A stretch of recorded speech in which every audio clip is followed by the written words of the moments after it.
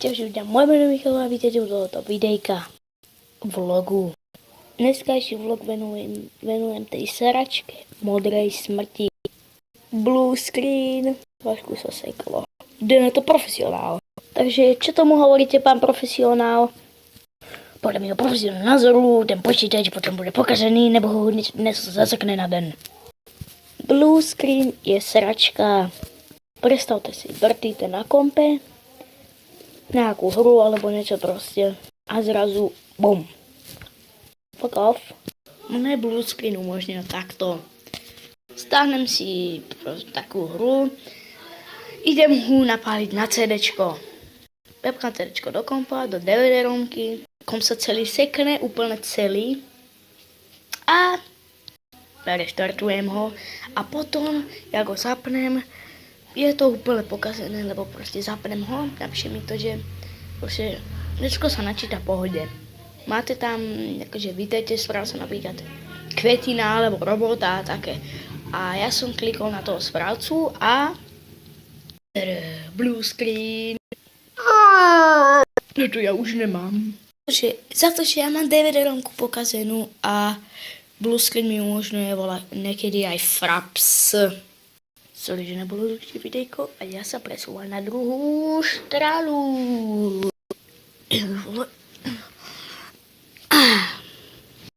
Už je další deň. Dneska je pondelok. Dneska je nedeľa. Včera som to natočil, bola sobota. A voľako to nevydalo, lebo som zase tu.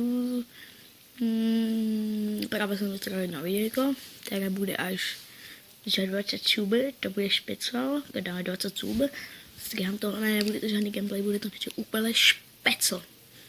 Uvidíte. A to bolo vlastne všetko, čo som sa k tej svine akože vyjadriť sviňa mala. Kto dokúká, pozorne toto videjko až do konca, bude na mňa čakať mini špeciálík, ktorý umožní niečo.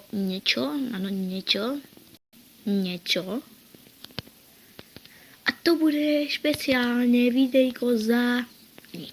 Ja furt také, že to nechce zaostriť. What the fuck? Zaostri sa ty kokotinka.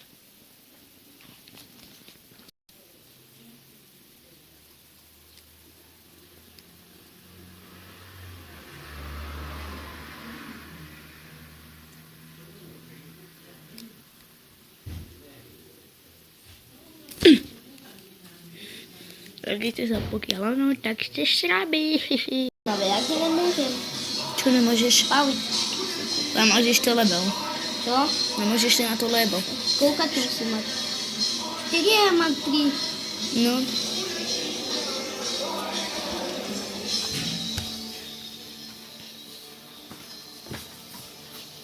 Jo. Pokiaľ sa vám video páči, nezapomínajte like, koment, odber a čau. Dejku.